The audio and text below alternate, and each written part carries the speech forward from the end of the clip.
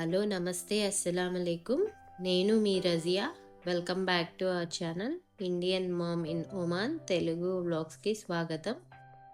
ఈరోజు నా థంబ్నైల్ చూసారు కదా, కాకరకాయ మసాలా కర్రీ అండి.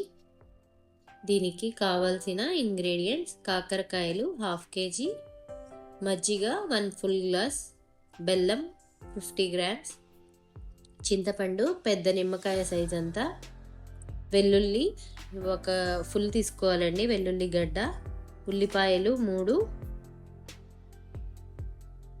పసుపు, ఉప్పు, కారం, జీలకర్ర. ముందుగా మనం ఒక ప్యాన్ని పెట్టుకుని, ఇక్కడ ఆయిల్ ఏం అవసరం లేదండి, ఓన్లీ కాకరకాయ ముక్కల్ని వేయాలి. ఈ కాకరకాయ ముక్కలు కొంచెం పెద్ద పెద్దగానే కట్ చేసుకోండి. గింజలతో సహా వేసుకుంటే తినేటప్పుడు టేస్టీగా ఉంటుందండి. ఇప్పుడు ఈ కాకరకాయలని వేసిన తర్వాత మజ్జిగ వేసుకోవాలండి. 1 full గ్లాస్ మజ్జిగ వేసుకోండి. ఇందులోనే బెల్లం 50 గ్రాములు తీసుకోవాలి అని చెప్పాను కదా, ఆ బెల్లం కూడా వేయాలి.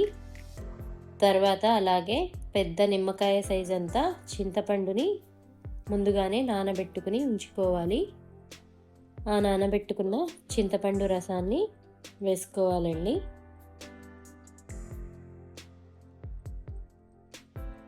బెల్లం, చింతపండు, మజ్జిగ వేసుకుని దీనిని బాగా మగ్గనివ్వాలండి. ఇక్కడే చేదు అనేది ఉండదు, ఈ ప్రాసెస్లోనే మొత్తం చేదు అనేది పోతుందండి.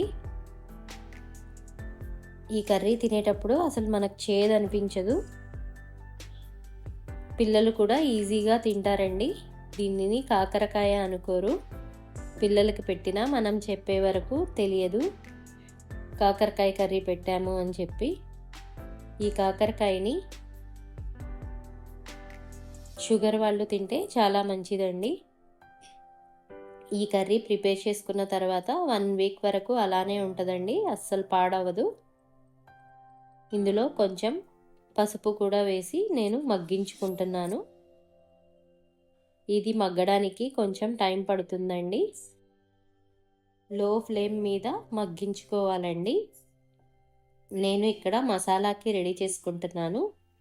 3 ఆనియన్స్ తీసుకున్నాను కదా, ఈ ఆనియన్స్ని కట్ చేసుకుని వేసుకోవాలి.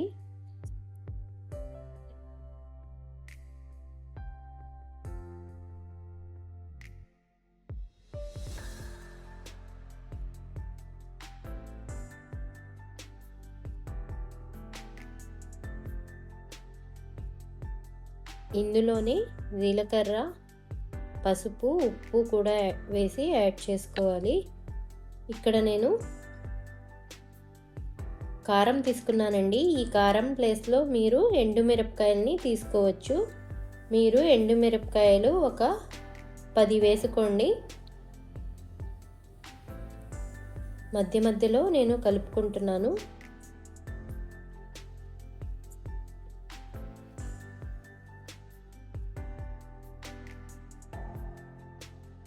చూడండి, నేను ఇక్కడ వెల్లుల్లిపాయని పెద్దది తీసుకుని వేస్తున్నాను, వెల్లుల్లిపాయ మొత్తం.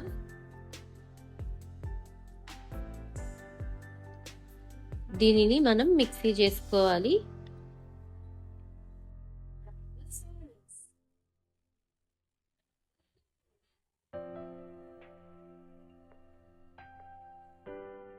కరెక్ట్గా నేను చెప్పిన విధంగానే ఒక్క ఇంగ్రీడియంట్ కూడా మిస్ చేయకుండా చేయండి, మీకే అనిపిస్తుంది ఈ కర్రీ ఎంత టేస్ట్గా ఉంటుందో.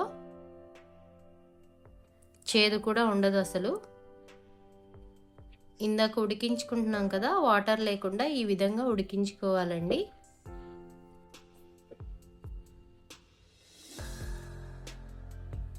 ఇలా ఉడికింది నేను వేరే ప్లేట్లోకి ట్రాన్స్ఫర్ చేసుకుంటున్నాను. అదే గిన్నె పెట్టుకుని నేను ఈ గిన్నెలో ఆయిల్ వేసుకుని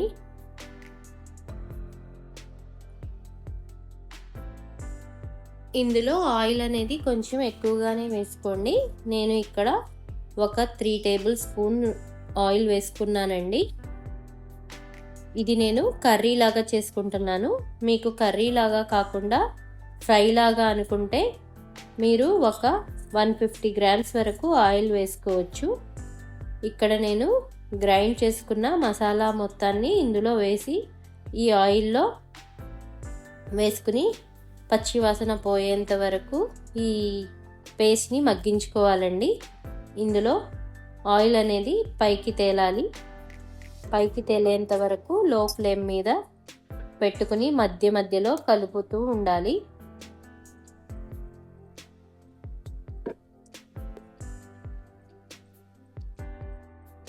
ఈ మసాలాలో ఆయిల్ పైకి తేలేంత వరకు వేయించుకున్న తర్వాత ఇందులో బాయిల్ చేసి పెట్టుకున్న ఈ కాకరకాయ ముక్కల్ని అందులో వేసి యాడ్ చేసుకోవాలండి. ఈ కాకరకాయ ముక్కలు మరియు ఈ పేస్ట్ అనేది బాగా మిక్స్ అయిపోవాలి. ఇది ఉడికేంతసేపు మధ్య మధ్యలో కలుపుతూనే ఉండాలండి. ఇది స్టీల్ గిన్నె కదా, కింద అడుగంటుకుపోతూ ఉంటుంది. ఆయిల్ ఎక్కువ వేసుకుంటే అంత తిప్పేది ఏమి ఉండదండి.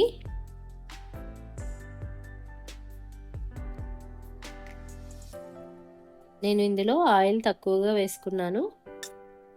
మీకు కావాలంటే మీరు ఎక్కువగా వేసుకోండి. ఆయిల్ ఎక్కువ వేసుకుంటే ఫ్రై లాగా అయిపోతుందండి. అలా కూడా చేసుకోవచ్చు, ఫ్రై లాగా కూడా. ఈ విధంగా చేసుకుంటే నాకు రైస్లోకి కూడా రోటీలోకి కూడా యూజ్ అవుతుంది అని చెప్పి నేను ఈ విధంగా చేసుకుంటున్నాను.